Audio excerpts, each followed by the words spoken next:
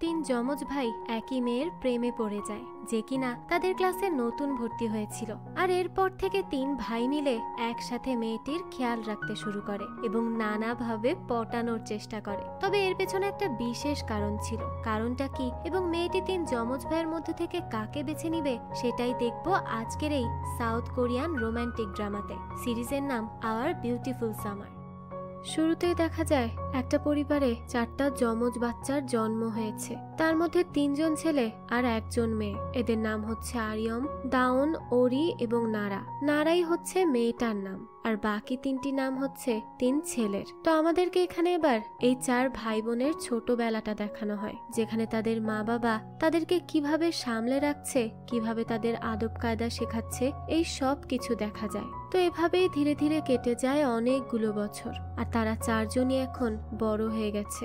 সকালে উঠে আরিয়ম বেরিয়ে পড়ে ওয়ার্কআউট করতে। তো আরিয়মদের এলাকাতেই ইউরিম নামের একজন হাই স্কুল স্টুডেন্ট শিফট হয়েছে। সে এখানে একাই থাকে। তো ইউরিমের মালপত্র যে ড্রাইভার নিয়ে আসে সে আবার আরিয়মকে চিনত। তো আরিয়ম যেহেতু এদিক দিয়েই যাচ্ছিল, তাই সেই লোকটার সাথে দেখা করে। ড্রাইভার তখন আরিয়মকে বলে, এই যে এই মেয়েটা এখানে একা শিফট করেছে, তুমি তাকে একটু হেল্প করে দিও তো, তার জন্য বেশ সুবিধা হবে। তবে ইউরিম তো কোনো কথাই বলে না, সে চুপচাপ ভেতরে চলে যায়। আরিয়ামও তখন তার সাথে যায় আর তাকে বলে, তুমি হয়তোবা একটু বেশি বিজি, তবে তুমি চাইলে আমি তোমাকে হেল্প করতে পারি।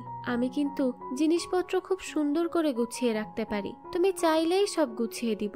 ইউরিম তখন বলে, তোমার কি বিরক্ত লাগে না নিজের জিনিস অন্য কেউ টাচ করলে? এটা শুনে আরিয়াম একটু অবাক হয় আর বলে, মানে? ইউরিম তখন বলে, আমার তো খুব রাগ হয় যদি আমার জিনিসপত্র কেউ টাচ করে, আর সে যদি হয় অপরিচিত কেউ, তাহলে তো আরোই বেশি রাগ হয়। আরিয়াম তখন ব্যাপারটা বুঝতে পারে, তাই সে তাকে বলে, আমার রুম কিন্তু তোমার পাশেই, তাই আমরা আর অপরিচিত কেউ নয়। তুমি যখন মনে করবে হেল্প চাই তোমার, আমাকে বলে দিও, আমি পাশেই আছি, সবসময় তোমাকে আমি হেল্প করব। তবে ইউরিম এবারও কিছু বলে না, তার কথা ইগনোর করেই নিজের রুমে চলে আসে। তার এই আচরণে স্পষ্ট যে সে আরিয়ম কেন অন্য কোনো মানুষের সাথেই কথা বলতে ততটা ইচ্ছুক নয়। সে নিজের মতো একা একাই থাকতে চাইছে। এদিকে আরিয়ম তার ঘরে আসে আর তার মাকে বলে, মা, আমার খিদা লেগেছে, আর আমাদের পাশের বাসায় নতুন একজন মেয়ে এসেছে। এটা শুনে তার মা জিজ্ঞেস করে, তো কেমন সে? আরিয়ম বলে, সে তো খুবই অদ্ভুত টাইপের, কেমন যেন কারোর সাথেই কথা বলতে চায় না। তখনই সেখানে আরিয়মের ভাই দাউন আসে আর বলে, সে কি দেখতে সুন্দর? আরিয়ম বলে, তোমার মাথায় যায়নি আমি কি বলেছি? সে খুবই অদ্ভুত, তাই তার থেকে দূরে থাকাটাই আমাদের জন্য ভালো হবে। দাউন তারপর স্কুল যাওয়ার জন্য বেরিয়ে পড়ে, কিন্তু সে ছিল একটু দুষ্টু টাইপের, তাই দাউন লুকিয়ে লুকিয়ে ঠিকই দেখতে যায় যে ইউরিম কেমন। দাউন তো প্রথম দেখাতেই তাকে পছন্দ করে ফেলে, কারণ ইউরিম দেখতে আসলেই অনেক সুন্দর ছিল। তো এর মধ্যেই ইউরিম যখন দাউনের দিকে তাকায়, তখনই দাউন ভুলবশত ইউরিমের ফ্যামিলি ছবিটা ভেঙে ফেলে। তাই সে দ্রুত ইউরিমকে সরি বলে আর বলতে থাকে, আম সরি, আমি দেখিনি তোমার ল্যাগেজ এখানে রাখা, আমি এই ফ্রেমে টাকা দিয়ে দিব, তুমি চিন্তা করো না। তো বরাবরের মতোই এবারও ইউরিম কোনো কথাই বলে না। তো তখন দাউন আবারও সরি বলে। সেই সময় ইউরিম বলে ওঠে যে, তোমাকে সরি বলতে হবে না। দাউন বলে, কেন? আমি তো তোমার ফ্যামিলি ফটোটাই ভেঙে ফেলেছি। ইউরিম বলে, কোনো সমস্যা নেই, কারণ আমি এইসব এমনিতেই ডাস্টবিনে ফেলতে যাব। দাউন তখন বলে, তো আমি কি একটু হেল্প করে দিব?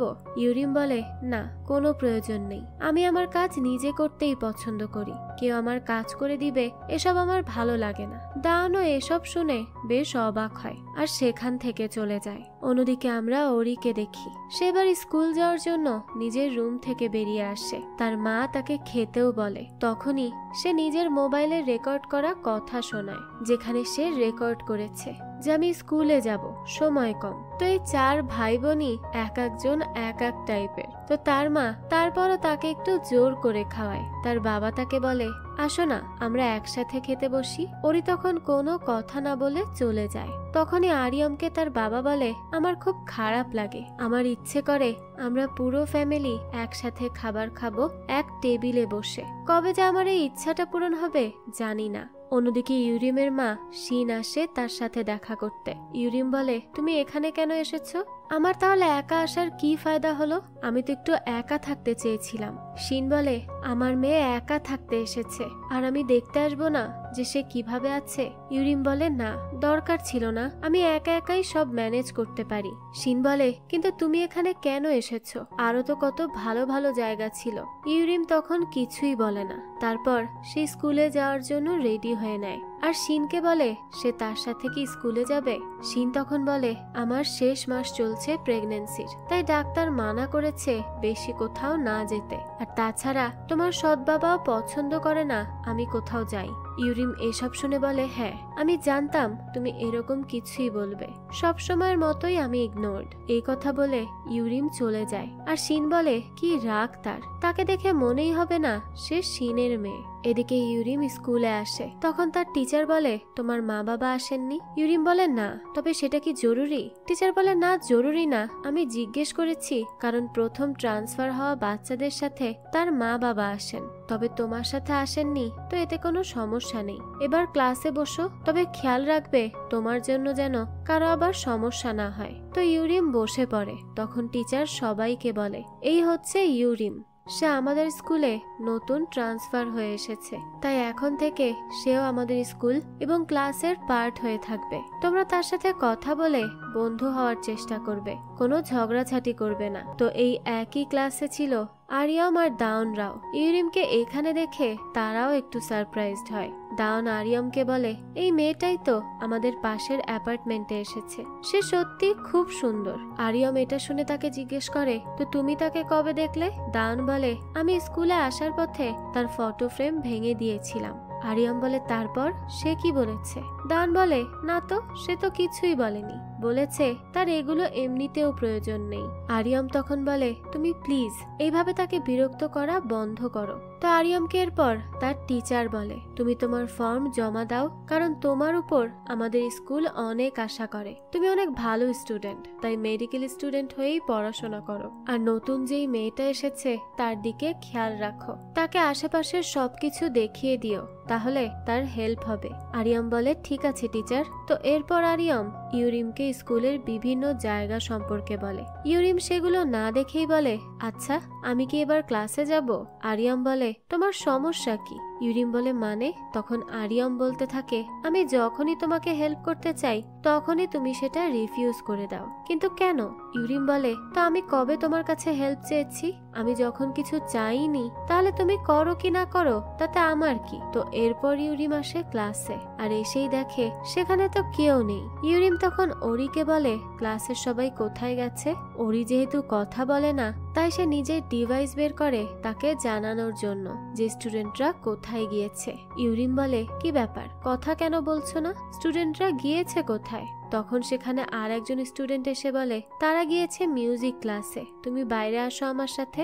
এরপরই মেয়েটা ইউরিমকে বলে, আসলে ওরি কথা বলবে না, সে গত 1 বছর ধরে একটা শব্দও নিজের মুখে বলেনি। আসলে গত বছর কিছু একটা হয়েছে যার জন্য সে এইরকম করে, এখন কবে কথা বলবে সে তা তো আমরা জানি না। ইউরিম তো এইসব শুনে একটু শকটি হয়। তো ওরি একটা স্বপ্ন দেখে যেখানে সে একটা মেয়েকে দেখে। কিছুক্ষণ পরই তার 2 ভাই আরিয়াম আর দাউন আসে। দাউন আর আরিয়াম বলে, চলো আমরা একসাথে খেয়ে আসি।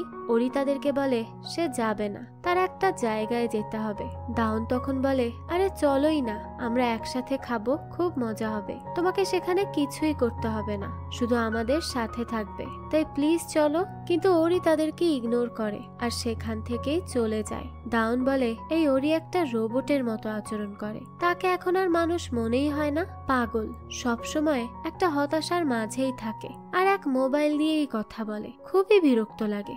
আমাদের উচিত তার এই মোবাইলটাই ভেঙে দেওয়া। আর কে জানে কোথায় সে যায় প্রত্যেক দিন। আরিয়াম বলে, চলো তো আমরা গিয়ে খেয়ে আসি, তাকে যেতে দাও তার মতো। তো ইউরিম দেখা যায় একটা রেস্টুরেন্টে এসে কিছু খাবার অর্ডার করে, আর সেখানে সেই রেস্টুরেন্টের মালিকের সাথে তার মেয়েকে দেখে ইউরিমের কি জানি হয়, তাই ইউরিম খাবার না খেয়েই উঠে পড়ে আর বলে, টেস্ট ভালো না, তাই আমি চলে যাচ্ছি।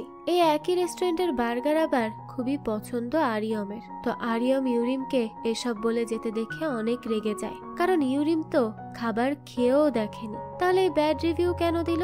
তো আরিয়ামের পর ইউরিমকে বলে, তুমি এইভাবে কেন চলে আসলে? যার খাবার সম্পর্কে বলেছো তিনি তোমার থেকে বয়সে অনেক বড়, এটা কথা বলার ধরন হলো? ইউরিম বলে, তুমি এত ভালো সাজার অভিনয় কেন করছো? তুমি কি খুব ভালো নাকি? তুমি তো সকালে হাঁটার কথা বলে বাইরে গিয়ে সিগারেট খেয়ে আসো। তাহলে আগে এটা ঠিক করো, আমি খারাপ নাকি তুমি ভালো? এই কথা বলে ইউরিম চলে আসে। তো পথে ইউরিমকে তার সৎ বাবা চই পায় আর তাকে বলে, তোমার সমস্যা কি ইউরিম? তুমি কেন এখনো তোমার মাকে বিরক্ত করছো? সে প্রেগনেন্ট আর এখন তার সাবধানে থাকা উচিত। তুমি তো দেখছি এখনো তাকে শান্তিতে থাকতে দিবে না। তোমার মা 19 বছরের ছিল যখন সে তোমাকে জন্ম দেয়, আর এখন তুমি 19 বছরে ঠিকমতো একা একা থাকতেও পারো না। এটা কোন ধরনের কথা? ইউরিম বলে, আমি এখানে একা একাই এসেছি আর আমি কাউকে কিছুই বলিনি। আমি কাউকে বলিনি আমার কাছে আসতে। চই তখন বলে, তোমাকে জন্ম দিয়ে তোমার মার জীবনটাই ধ্বংস হয়ে গিয়েছিল, এখনো তুমি তার পিছু ছাড়ছো না। ইউরিম তখন কষ্ট পেয়ে বলে, কি আমাকে জন্ম দিয়ে আমার এখানে কি দোষ? চই বলে, তোমার পৃথিবীতে আসাটাই দোষ। প্লিজ এখন অন্তত তোমার মাকে তার মতো করে বাঁচতে দাও। তো তখনই সেখানে ইউরিমের মা চলে আসে আর সাথে সাথে চই তার কথা বদলে ফেলে। ইউরিমের মা শিন বলে, কি কথা বলছিলে তোমরা দুইজন? চই বলে, আমি তো ইউরিমকে বলছিলাম আমাদের সাথে ডিনারে আসতে, কিন্তু সে হয়তো বিজি। শিন তখন বলে, কিসের বিজি? চলো আমরা একসাথে যাই। ইউরিম বলে, না আমি খেয়ে নিয়েছি। শিন তখন বলে, কি খেয়েছো? ইউরিম জানায় বার্গার। তো ইউরিম চইয়ের থেকে এত এত কথা শুনে আর তাদের সাথে যাওয়ার সেই ইচ্ছাটাই খুঁজে পায় না, তাই সে শিনকে মিথ্যা বলে যে সে খেয়ে নিয়েছে। তো তাদেরকে এই সমস্ত কথা বলতে দেখে ওরি। ইউরিম তার মা শিন ইউনাকে বলে, চলে যাও আর কখনো এসো না। এরপর ইউরিম চুপচাপ লিফটে গিয়ে উঠে পড়ে, তার সাথে ওরিও ওঠে। ওরি 4 নম্বর ফ্লোরে যাওয়ার জন্য প্রেস করে। তো 4 নম্বর ফ্লোর আসার পর ওরি চলেও যায়। এবার ইউরিম 15 নম্বর ফ্লোরে প্রেস করে। ওরি বারান্দায় গিয়ে উপরে তাকায়, তখনই সে দেখে 15 নম্বর ফ্লোর মানে তো ছাদ, আর সে তার স্বপ্নে যে মেয়েকে দেখেছে সে তো এখানেই ছিল। তাই এবার খুব ভয় পেয়ে যায় ওরি, কারণ সে ভাবছে হয়তো ইউরিম আত্মহনন করতেই উপরে যাচ্ছে। ওরি তাই দৌড়ে লিফট চেক করে, কিন্তু সেটা উপরে উঠছে। তাই সে তাড়াতাড়ি করে সিঁড়ি বেয়ে উঠতে শুরু করে। অনেক কষ্ট করে সে সিঁড়ি বেয়ে যায়, অনেকবার পড়েও যায়। তাও সে যে কোনো ভাবেই হোক ইউরিমকে বাঁচাতে চায়। ইউরিমও একটু একটু করে এগিয়ে যাচ্ছে লিফট থেকে বেরিয়ে। এবার আমরা জানতে পারি ইউরিমের বাবা মায়ের মধ্যে ঝগড়া হয়। তাদের সম্পর্কের টানাপোড়েনের কারণে বেচারি ইউরিম সবচেয়ে বেশি সাফার করে। ছোটবেলায় তার মা বাবার ছাড়াছাড়ি হয়ে যায়। আর সেদিন ইউরিম যে রেস্টুরেন্টে গিয়েছিল আর খাবার না খেয়ে চলে এসেছিল, সে আসলে ছিল তার বাবা। যেহেতু তার বাবা তাকে ছোটবেলায় ছেড়ে গিয়েছিল, তাই বর্তমানে তাকে সে দেখেও চিনতে পারেনি। আর ইউরিম তো তার বাবাকে এত হ্যাপি দেখে খুবই কষ্ট পায়, কারণ তার বাবা তাকে ওয়াদা করেছিল তাকে কখনো ছেড়ে যাবে না, সে ফিরে আসবেই। আর এখানে সে শিফট করেছিল তার বাবার জন্যই। তবে সে তো এখন খুব হ্যাপিলি নিজের লাইফ লিড করছে। আর শিনও তার হাজবেন্ডের সাথে বেশ আছে। মাঝখানে গলার কাটার মতো হয়ে গেছে ইউরিম, তাই সে এবার এই সমস্ত কষ্ট থেকে মুক্তি হিসেবে বেছে নিয়েছে মৃত্যু। তো ইউরিম ঝাঁপ দিতেই যাবে, তখনই আজ 1 বছর পর প্রথম কথা বলে ওরি। সে ইউরিমকে টেনে নিজের কাছে নিয়ে আসে। ইউরিম তো শকড হয়ে যায় আর বলে, কে তুমি? ওরি বলে, আমি তোমার পাশের অ্যাপার্টমেন্টেরই। এবার ইউরিম সারপ্রাইজড হয়ে যায় আর ভাবে, আর কতজন এই পাশের অ্যাপার্টমেন্টে আছে কে জানে। যাকে দেখো তাকেই মনে হচ্ছে পাশের অ্যাপার্টমেন্টের। তো এবার আমরা নারাকে দেখি, সে নিজের রুমে খাচ্ছিল আর টিভিতে নিউজ দেখছিল। নিউজে এবার জানা যায় নারা তো 1 বছর আগেই আত্মহনন করে ফেলেছে। সে বর্তমানে দুনিয়ায় নেই, তবে তাকে এইভাবে দেখিয়ে তার সাইড অফ স্টোরিটা বোঝানো হচ্ছিল। এবার সে কেন আত্মহনন করেছে তা তো আমরা পরেই জানতে পারবো। এদিকে ওরি খুব ভয় পেয়ে যায়। তার বড় কারণই হচ্ছে তার বোন নারা, কারণ তার বোনের আত্মহনন সে দেখেছে। এবার ওরি ইউরিমকে বলে, তুমি কি আবার মরতে যাবে? ইউরিম বলে, তাতে তোমার কি? আমার ইচ্ছা আমি যা করার করব। ওরি তখন রেগে গিয়ে বলে, আমি এই তোমাদের মতো মানুষদেরকে খুবই অপছন্দ করি। বলতে গেলে আমি ঘৃণা করি। কেন জানো? তোমরা তো তোমাদের জীবন খুব সহজেই শেষ করে ফেলো, কিন্তু তোমরা ভুলে যাও তোমাদের পেছনে আরো কতগুলো জীবন ধ্বংস হয়ে যায়। তোমরা তাদের কথা এক মুহূর্তের জন্য ভেবে দেখো না। যদি ভাবতে তাহলে কখনোই আত্মহনন করার কথা মাথায় আনতে না। ইউরিম বলে, আর যদি আমার বেঁচে থাকা নিয়ে কারো কিছু যাই না আসে, তখন যদি কেউ আমাকে নিয়ে কেয়ারই না করে, তখন কি? তখন কি আমি মরতে পারবো নিজ ইচ্ছায়? কারণ আমার জানা মতে তো আমার মৃত্যুর পর কান্না করার মতো কেউ নেই। তাহলে ওরি তখন বলে, তাহলে আমি এবার থেকে তোমার কেয়ার করব, আমি তোমার পাশে থাকব, কেউ না করুক আমি করব, সব করব, কিন্তু তুমি আর মরার কথা ভাববে না, প্লিজ। ইউরিম তো এইসব কথা শুনে খুবই অবাক হয়ে যায়। চেনা জানা নেই, অথচ এইভাবে বলছে তার খেয়াল রাখবে। রাতে ইউরিম একা একা এই সব ভাবে যে সে কি করবে তার জীবনের সাথে। তার কি মরে যাওয়া উচিত, নাকি সব সমস্যা ফেস করা উচিত? তো তারপরে সেখানে ওরির মা আসে, আর এসে ইউরিমকে একটা তরমুজ দেয়। ইউরিম বলে, সরি আন্টি, আমি কারোর সাথে এটা শেয়ার করে খেয়ে শেষ করতে পারবো না, তাই এটা আপনিই নিয়ে যান। ওরির মা বলে, ফ্যামিলি নেই সাথে? ইউরিম বলে, না, আমি এখানে একাই থাকি।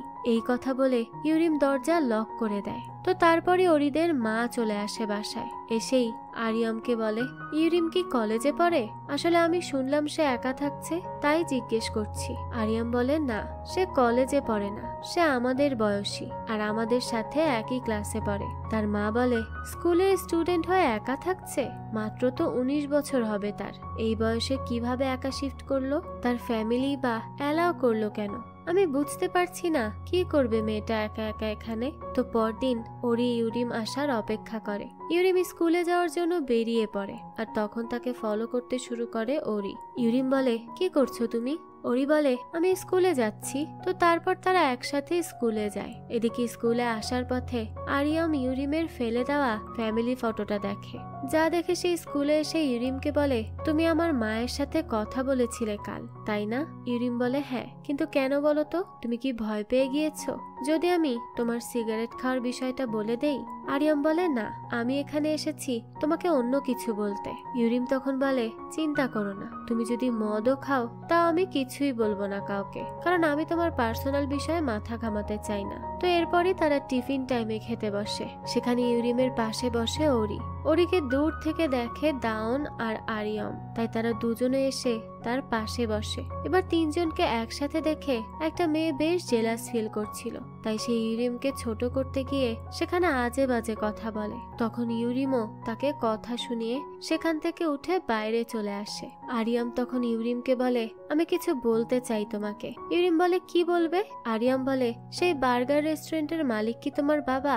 ইউরিম বলে, তুমি কিভাবে জানলে? আরিয়াম তখন বলতে থাকে, আসলে তুমি যেই ছবিটা ফেলে দিয়েছিলে সেটা থেকে দেখেছি। তো ইউরিম বলে, ও, আমার উচিত ছিল সেটা পুড়িয়ে ফেলা। যাই হোক, তুমি এই কথা ওই লোককে জানাবে না। আমি যে তার কে হই সেটা যেন সে জানতে না পারে। আমি তোমার সিগারেট খাওয়ার বিষয়টা সিক্রেট রেখেছি, ঠিক তেমনই তুমিও আমার এই বিষয়টা সিক্রেট রাখবে। প্রমিস করো। আরিয়ামও তারপর প্রমিস করে। তো এরপর স্কুল ছুটি হয়, আর ওরি ইউরিমের পিছু করে আসতে থাকে। ইউরিম বলে, ওরি, প্লিজ বন্ধ করো এসব, কেন করছো? ওরি বলে, আমি তো বলেছি আমি তোমার খেয়াল রাখবো এখন থেকে। ইউরিম বলে, তোমার কি মনে হয় আমাদের মতন যেই মেয়েরা আছে তাদের মৃত্যুটা এত সহজে হয়? তারা তো বেঁচে থেকেও মরে যায়, আর তুমি কি বুঝবে তা? তুমি তো একটা হ্যাপি ফ্যামিলিতে বড় হয়েছো, তাই আমি তোমাকে কিছু বলতেও চাই না। তুমি আমার জন্য যা করছো তাতে মনে হচ্ছে তুমি আমার প্রতি করুণা করছো। আমার কাছে সব ফেক মনে হয়, তাই প্লিজ বন্ধ করো, আমাকে আমার মতো থাকতে দাও। এই কথা বলে ইউরিম রেগে চলে যায়। তখন ওরি তাকে ডাকে কিছু বলতে, কিন্তু সে তো চলেই যায়, কিচ্ছু শোনে না। আর ওরিকেও আজ কথা বলতে দেখে নেয় দাউন এবং আরিয়াম।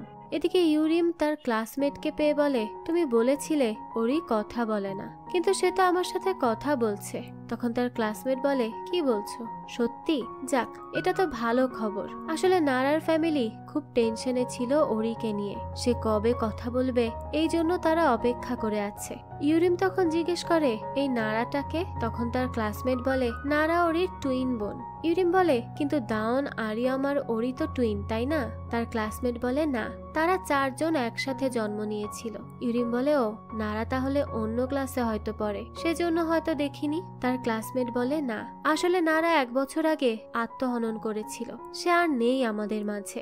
এবার ইউরিম বুঝতে পারে ওরি তার প্রতি যে কেয়ার দেখিয়েছে তা ফেক ছিল না, বরং তার পাস্ট ট্রমার থেকেই সে এরকম করছে, যেন তার বোনের মতো আর কাউকে সে নিজের চোখের সামনে মরতে না দেখে। ইউরিমের এইসব ভেবে বেশ খারাপ লাগে। অন্যদিকে দাউন তো আজ মারাত্মক রেগে আছে। সে এসেই ওরিকে মারধর করতে থাকে আর বলে তোর সাহস কি করে হলো এসব আমাদের সাথে করার? তুই কথা বলছিস কিন্তু আমাদের সাথে নয়। আমাদের মা দিন রাত তোর কথা ভেবে টেনশনে শেষ, আর তুই অন্য কারো সাথে এখানে কথা বলছিস আমাদেরকে ইগনোর করে। আরে তোর আইডিয়া আছে নারা যাওয়ার পর আমাদের উপর দিয়ে কি গিয়েছিল, তার উপর তুই কথা বলতি না? এটা কোন ধরনের মজা? এইসব বলে দাউন অনেক ক্ষেপে যায় ওরির উপর।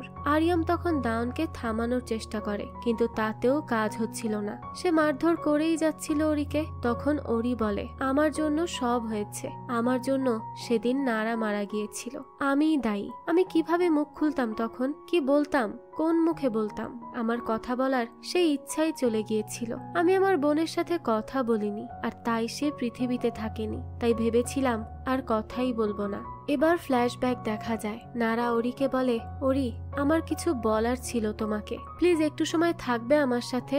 ওরি বলে আমার আজ ক্লাস আছে, তাই সময় হবে না, আমি পরে শুনে নিব। নারা তাকে অনেকবার রিকোয়েস্ট করে, কিন্তু ওরি চলে যায়। তখন ওরি ক্লাসে থাকাকালীনই কল পেয়ে দৌড়ে এসে দেখে তার বোন মারা গেছে। সেখানে তার মা ভাই কান্না করছে, আর পড়ে আছে নারার হলুদ ছাতা। ঠিক একই রকম ছাতা ইউরিমেরও আছে। এবার বর্তমানে ওরি তার 2 ভাইকে কান্না করতে করতে বলে আমার জন্য নারা চলে গিয়েছে। যদি সেদিন আমি তার কথা শুনে 10 মিনিটের জন্য থেকে যেতাম, যদি আমি তার গল্পটা শুনে নিতাম, তাহলে হয়তো আমাদের বোন আজ আমাদের মধ্যেই থাকতো। এইসব বলে এখানে তারা 3 ভাই বৃষ্টির মধ্যে অঝরে কাঁদতে থাকে। তখনই সেখানে হলুদ ছাতা নিয়ে আসে ইউরিম। তাদের কাছে এক মুহূর্তের জন্য মনে হয় তারা নারাকেই দেখছে। ভীষণ ইমোশনাল হয়ে পড়ে 3 জনই। ইউরিম তাদের দিকে তাকিয়ে থাকে, আর তারাও ইউরিমের দিকে অবাক হয়ে তাকিয়ে রয়। দাউন বলে ও ইউরিম, তুমি কি আমাদের কথা শুনেছ? ইউরিম কিচ্ছু বলে না, আর তাদেরকে কিছু খাবার দিয়ে বলে খাবে তোমরা? আমি ফ্রি পেয়েছি তাই অনেকগুলো কিনেছি, তোমরা রেখে দাও। তো ইউরিম তাদেরকে দিয়ে এখান থেকে চলে যায়। দাউন তখন বলে এটা কি ছিল?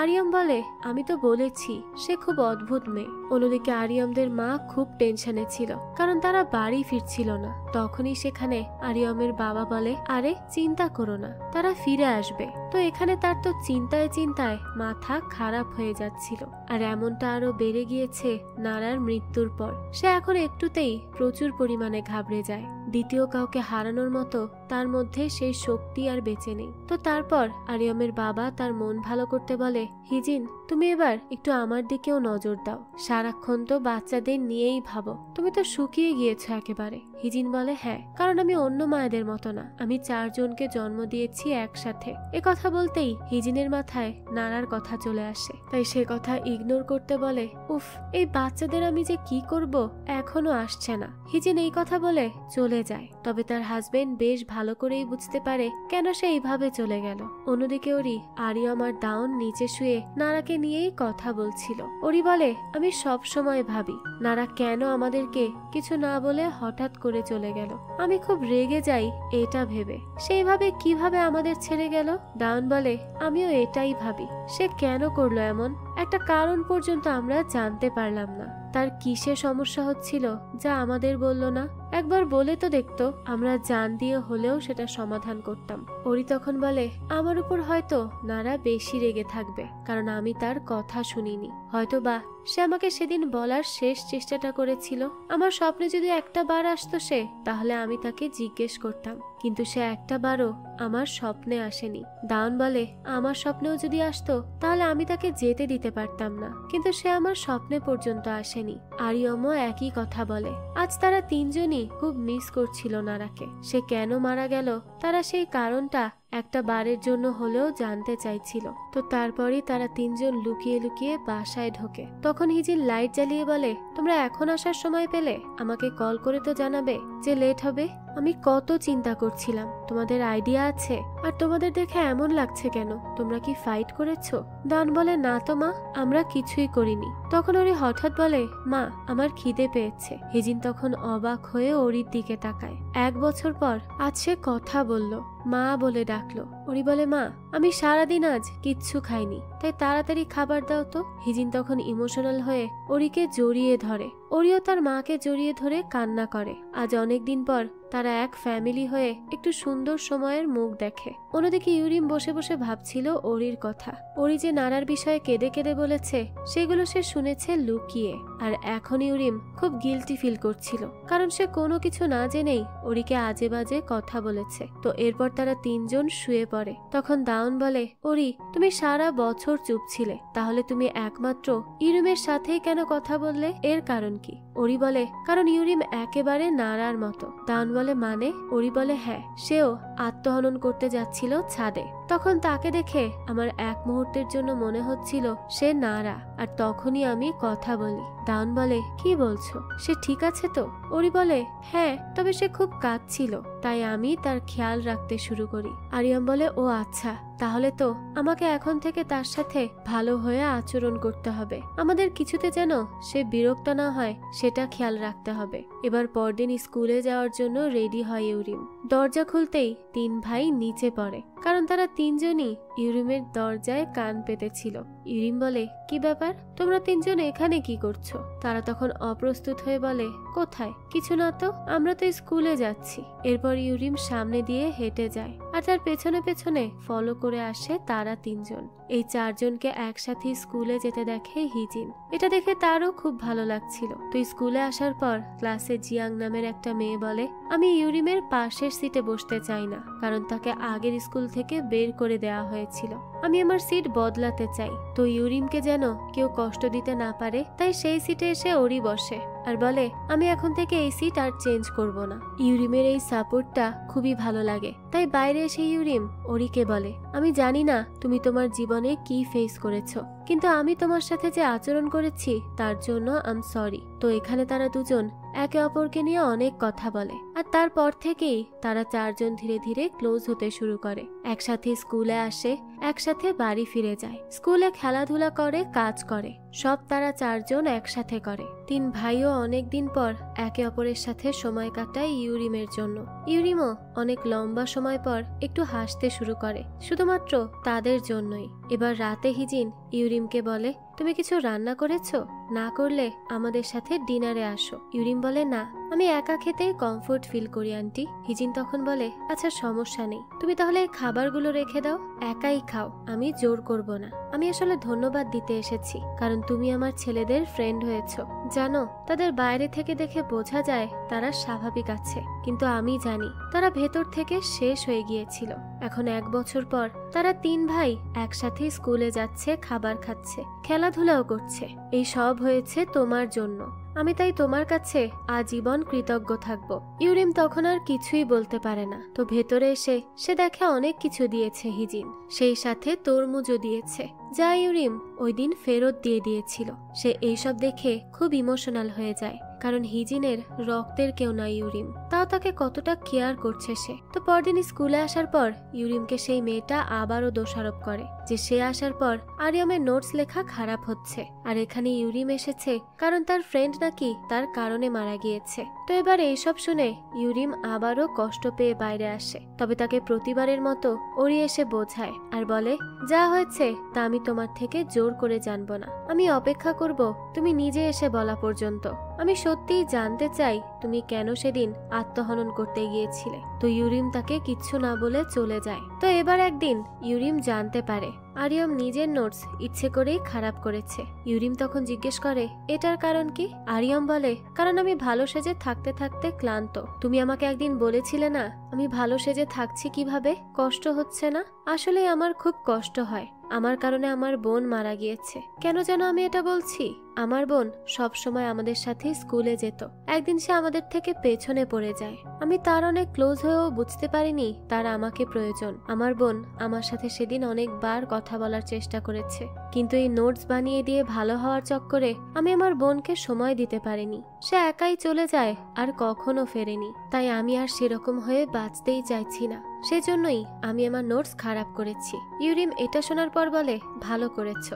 আর হ্যাঁ, তুমি ভালো সাজার অভিনয় করছো না, বরং তুমি সত্যিই খুব ভালো। আর তোমার আমার মধ্যে একটাই মিল, আমি বড় সাজার অভিনয় করি যে আমি একাই পারবো, কিন্তু আসলে সব এলোমেলোই থাকে। যাই হোক, যেমন এখন আছো তেমনই থাকো। তো আজ রাতে ইউরিম অনেক খুশি মনে বের করে হিজিনের খাবারগুলো। সেগুলো সে খেতেই যাবে, তখনই সেখানে আসে তার আগের স্কুলের কিছু বুলি করা স্টুডেন্ট। তারা এসেই তাকে মারধর করা শুরু করে আর তার ঘরের সবকিছু এলোমেলো করে ফেলে, খাবারগুলো নষ্ট করে ফেলে। তখনই সেখানে ইউরিমের আওয়াজ পেয়ে তারা 3 জন চলে আসে। এবার তাদের 3 জনকেও ওই স্টুডেন্টগুলো মারধর করতে থাকে। তখন প্রথমবারের মতো ইউরিম তাদের 3 ভাইকে নিজের বন্ধু বলে। ইউরিম চিৎকার করে বলে, ছেড়ে দাও আমার বন্ধুদের, প্লিজ তাদেরকে মারবে না। তখনই সেখানে হিজিন আসে আর বলে, তোমাদের সাহস কত, হ্যাঁ, আমার বাসায় এসে আমার বাচ্চাদেরকে মারছো? ছেলেগুলো বলে, ইউরিম কে হয় আপনার? হিজিন তখন ক্লিয়ারলি বলে, ইউরিম আমার মেয়ে, তাই চুপচাপ এখান থেকে চলে যাও, না হলে আমি পুলিশকে বলবো। তো এরপরই ছেলেগুলো ভয় পেয়ে সেখান থেকে চলেই যায়। এরপর হিজিন ইউরিমকে নিয়ে তার বাসায় আসে আর রান্না করে দিয়ে বলে, খাবার খাও, মুড ঠিক হয়ে যাবে। তো তারা 4 জন একসাথে খাবার খায়, যা দেখে হিজিন খুব শান্তি পাচ্ছিল। তার মেয়ে নারার ফাঁকা জায়গায় আজ ইউরিম বসে খাবার খাচ্ছিল। তো কিছুক্ষণ পরই ইউরিম নারার রুম দেখে, তার বাইরে লেখা ছিল নারার রুম, তবে নক করতে হবে আসার আগে। হিজিন তখন ইউরিমকে বলে, তুমি ওরিদের রুমে যাও, গিয়ে তাদের সাথে কথা বলো, ভালো লাগবে। তো ইউরিম সেখানে গিয়ে তাদের রুম দেখে, জিনিসপত্র দেখে। আর হিজিন এসে নারার রুমে নক করে খুবই ইমোশনাল হয়ে পড়ে, কারণ সে জানে এখন এই নক করার পর আর কোনো রেসপন্স আসবে না ভেতর থেকে। কিছুক্ষণ পরই হিজিন ইউরিমকে নিয়ে আসে নারার রুমে। হিজিন বলে, আজ রাতে তুমি এখানেই থাকো। ইউরিম তখন বলে, আমার জন্য আপনাকে এইসব করতে হবে না আন্টি। হিজিন বলে, তোমার জন্য নয়, আমার জন্য ভেবেই থেকে যাও। আসলে তুমি যদি এখন এই ঘটনার পর আবারও নিজের ঘরে একা থাকো, তাহলে আমি আজ সারা রাত চিন্তায় চিন্তায় ঘুমাতেই পারবো না, তাই প্লিজ আমার জন্য থেকে যাও। এরপরই ইউরিম রাজি হয় আর সে নারার বেডে শুয়ে পড়ে আর নিচে শুয়ে পড়ে হিজিন। হিজিন বলে, তুমি জানো, এই 1 বছরে আমার সাহস হয়নি এই রুমের ভেতরে আসার। আসলে আমারও তোমার মতো দেখতে একটা কিউট মেয়ে ছিল, তার নাম নারা। সে আমার টুইনদের মধ্যে সবচেয়ে ছোট ছিল। নারার জন্মের সময় ওজন কম ছিল, কারণ আমি তাকে আমার পেটে বেশি দিন রাখতে পারিনি। আর অল্প সময়ে সে পৃথিবীতে আসায় হয়তো অসুস্থ থাকতো সব সময়, কিন্তু আমার মেয়ে আমার অনেক খেয়াল রাখতো। আমি হয়তো খারাপ মা ছিলাম, তাই সে আমাকে শেষ বিদায় না দিয়েই চলে গেল। আমি হয়তো কোথাও তাকে ভালোবাসতে গিয়ে আটকে গিয়েছিলাম, তাই হয়তো সে রেগে চলে গিয়েছে আমাকে ছেড়ে। আমি হয়তো তাকে ঠিকমতো ভালোই বাসতে পারিনি। আমি সত্যিই খুব খারাপ মা। ইউরিম বলে, না, আপনি খারাপ মা নন। আপনি জানেন, আমার মা আমাকে বাসায় একা রেখে নিজের হানিমুনে চলে যায়। তখন আমার বাসায় এসে এই ছেলেগুলো মদ খেত আর একা থাকতাম বলে আমাকে যা খুশি তাই করত। একদিন একজন মদ খেয়ে আসার সময় অ্যাক্সিডেন্ট করে, যার ফলে আমাকে স্কুলে বদনাম করে বের করা হয়। যেহেতু আমার মা তখন ছিল না, তাই আমার কথায় কেউ গুরুত্বও দেয় না। আমি আমার জীবনের কোনো মোড়েই ভালো ছিলাম না। তা আপনি কিভাবে খারাপ মা হলেন? তো হিজিন এসে তখন ইউরিমকে জড়িয়ে কান্না করে আর সরি বলে। ইউরিমও আজ অনেক দিন পর নিজের ভেতরে জমিয়ে রাখা কান্নাগুলো প্রকাশ করে। তাদের কান্নার আওয়াজ পেয়ে ওই রুমে 3 জনও কান্না করতে থাকে। সারা রাত সবার কেঁদেই কেটে যায়। পরদিন সকালে তারা সবাই মিলে খাবার খায় এক টেবিলে। তো এরপর ইউরিম আর হিজিন বাইরে পার্কে বসে। ইউরিম বলে, আমি খুব জেলাস ছিলাম দাউন, আরিয়ম আর ওরিকে নিয়ে, কারণ তারা জন্ম থেকেই একসাথে আছে, কতই না মজা করেছে। তবে এখন আমি অন্য কিছু নিয়ে জেলাস। হিজিন তখন জিজ্ঞেস করে, কি নিয়ে? ইউরিম বলে, আন্টি আপনি খুব বেশি ভালো মা। আপনাকে দিয়েই পারফেক্ট মায়ের উদাহরণ দেওয়া সম্ভব। তারা সত্যি অনেক লাকি আপনাকে মা হিসেবে পেয়ে। এবার হিজিন নারার ঘরে এসে নিজেকে খুব হালকা অনুভব করে, কারণ সে এতদিন এই গিল্টে ছিল, হয়তো নারা মারা গিয়েছে সে খারাপ মা বলেই। তবে আজ ইউরিমের থেকে এইসব শুনে সে স্বস্তি পায়, তাই নারার ঘরের জানালা থেকে পর্দা সরিয়ে আলো আসতে দেয়। আজ সে অনেক খুশি। তো ওরিও তার মিউজিক বুকগুলো আজ ডাস্টবিনে ফেলে দিতে আসে বাইরে। ইউরিম বলে, এইসব কি করছো, ফেলে দিবে কেন? ওরি বলে, আমি এগুলোকে গত 1 বছর ধরেও দেখিনি, তাই এগুলো রেখে কি হবে? ইউরিম বলে, তুমি সত্যি গান করা ছেড়ে দিবে? নারার জন্য, তাই না? ওরি বলে, আমার বোন তখন কি অবস্থায় ছিল আমি জানতাম না, কারণ তখন আমি গান গাইছিলাম। তাই এখন আমি যতই চেষ্টা করি গান গাওয়ার, আর হবে না। আমার বারবার মনে হয় আমার গানটা সেদিন না গাইলে আজ আমার বোন থাকতো। তাই গান আমার জীবন থেকে যেতেই হবে। রাতে ইউরিম আসে ওরির সাথে কথা বলতে, কিন্তু আরিয়াম বলে, আমি জানি সে কোথায় আছে। তারপর সেই জায়গায় আসে সে যেখানে নারা আসতে পছন্দ করত। দাউন, ওরিয়ম আর ইউরিম গিয়ে বসে তার পাশে। দাউন বলে, নারার কথাই ভাবছে। আমিও আমার দৌড়ের সব ইচ্ছা বাদ দিয়ে দিয়েছি। আসলে নারা আমাকে আগে বসে থেকে সব সময় চেয়ার আপ করত, কিন্তু এখন আমি দৌড় দিলে যখন দেখি সে নেই, তখন আমার ভয়ে আত্মা কেঁপে ওঠে। আমি আর দৌড়াতে পারি না। আমি তো এখন নারার মতো সূর্যকেও সহ্য করতে পারি না, তাই আর পারবো না আমি দৌড়াতে। এবার ইউরিম এই 3 জনের এই সমস্যার কথা শুনে আর বুঝতে পারে তারা 3 জনই তার বোন নারাকে সময় না দেওয়ার গিল্টে আছে, যার জন্য নিজেদের সব পছন্দের জিনিস তারা দূর করে দিচ্ছে নিজেদের থেকে। ইউরিম তখন তাদেরকে ছাদে আনে আর বলে, আমি তোমাদের সাথে যেদিন দেখা করি সেদিন আমি এখানে এসেই মরতে চেয়েছিলাম, কিন্তু আমি আজ বেঁচে আছি তোমাদের কারণে। আর জানো, আমি এখন বাঁচতে চাইও তোমাদের জন্য। তোমরা আমার বেঁচে থাকার সবচেয়ে বড় কারণ হয়ে গিয়েছো, যা আমি অস্বীকার করতে পারবো না। আমার মা আমাকে ছেড়ে ধনী ব্যক্তিকে বিয়ে করে, কিন্তু সেই ব্যক্তি আমাকে পছন্দ করতো না। আমি আমার মাকে কখনো বলিনি যে সে আমাকে অপছন্দ করে, কষ্ট দেয়। আরিয়ম বলে, কেন? ইউরিম বলে, কারণ আমি অসুখী ছিলাম, কিন্তু তাই বলে আমার মাকেও আমি একই পরিস্থিতিতে ফেলতে চাইনি। সে আমাকে ছাড়াই সুখে আছে, তাহলে থাক, কি হবে তাতে? দুজনই কষ্টে থাকার থেকে একজন ভালো আছে, এটাই তো অনেক। আমি আমার মাকে সবসময় হ্যাপি দেখতে চেয়েছি, তাই আমার মনে হয় নারাও সেটাই চাইতো। সেও তোমাদেরকে হ্যাপি দেখতে চাইতো, যা তোমরা করতে চাও তা করতে দেখতে চাইতো। তো আজকের মতো তারা কথা বলে বাসায় চলে আসে। ইউরিম ওরির মিউজিক বুকগুলো ডাস্টবিন থেকে তুলে এনেছিল, আর সেখানের একটা বুকে কিছু দেখে সে, আর সেগুলো এনে ওরিদের দেখায়। সেখানে নারা লিখেছিল, আমি তোমার জন্য তোমার পছন্দের কনসার্টের টিকিট এনেছি, তোমার জন্মদিনের গিফট হিসেবে রাখো। আর তুমি যখন যখন গান বানাবে সবচেয়ে বেশি আমিই খুশি হব, এটা মনে রেখো। আমি তোমার সবচেয়ে বড় ফ্যান। তো এইভাবেই অনেক ইমোশনাল কথা লিখে রেখেছিল নারা, যা পড়ে ওরি সহ তারা 2 ভাই কান্নায় ভেঙে পড়ে। সেই সাথে দাউনকে নিয়েও লিখেছে সে, যে সে তার দৌড় দেখে অবাক হতো, সবসময় তাকে নিয়ে প্রাউড ফিল করত, তাই তার উচিত এটাকে আরো সামনে নিয়ে যাওয়া। আরিয়ামকে নিয়ে লিখেছে, আমাদের ঘরের সবচেয়ে ভালো বাচ্চাই তো তুমি, তবে আমি চাই তুমি নিজের মতো বাঁচো, নিজের মন যা বলবে তাই করবে, কারো প্রেসারে এসে নয়। তো তারা 3 জন তার বোনের শেষ কথাগুলো জানতে পেরে আজ অনেক বেশি কান্না করে, আর তারা ঠিক করে তার বোনের ইচ্ছে অবশ্যই তারা পূরণ করবে। তাদের বোন তাদেরকে সবসময় হ্যাপি দেখতে চেয়েছে, আর তারা সেটা করেই ছাড়বে। রাতে হিজিনও পড়ে, সেখানে তাকে নিয়ে নারা লিখেছে, মা, তোমার মেয়ে হয়েছিলাম বলেই আমি এত খুশি ছিলাম। আমি দুনিয়ার সবচেয়ে ভাগ্যবতী মেয়ে, কারণ আমি তোমাকে নিজের মা হিসেবে পেয়েছি। তবে মা, আমি আরো বেশি খুশি হব যদি তুমি আমার কারণে অন্ধকারে না পড়ে থাকো। আমি চাই তুমি আমাকে আলোর মধ্যে খোঁজো, আমাকে তুমি রোদের আর্দ্রতায় খুঁজে পাবে সব সময়। আর আমি কখনোই আমার মাকে অসুস্থ হতে দেখতে পারবো না। সবসময় হাসি খুশি আর সুন্দর হয়ে থাকবে। তোমাকে চুল খুলে রাখলেই ভালো লাগে মা। এবার এইসব পরে নারাকে কল্পনা করে খুব কান্না করে হিজিন, আর ফাইনালি সে মুভ অন করার কথা ভেবে নেয়। তাই পরদিন তার 3 ছেলেও নিজেদের এতদিনের সব বাধাকে পেরিয়ে আগের মতো বাঁচতে শুরু করে। যখন নারা ছিল ঠিক সেইভাবে নারার ইচ্ছে মতো তারা সব করে। হিজিন তাদের জন্মদিনও পালন করে খুব হাসি খুশি হয়েই। তো একই দিনে ইউরিমেরও জন্মদিন ছিল, তাই শিনও আসে ইউরিমের কাছে। কিছুক্ষণ তারা মা মেয়ে সময় কাটায়। তারপর ইউরিম আর বাকি 3 জনের একসাথে জন্মদিন পালন করে হিজিন। তারা সেগুলো ভিডিও করে রাখে। আজ তারা সবকিছু থেকে মুভ অন করে একটা নতুন গ্রীষ্মকে স্বাগত জানায়। তারপর এইভাবেই কাটতে থাকে দিন। আজরি ইউরিমকে গান শোনায়, তার নিজের তৈরি করা গান।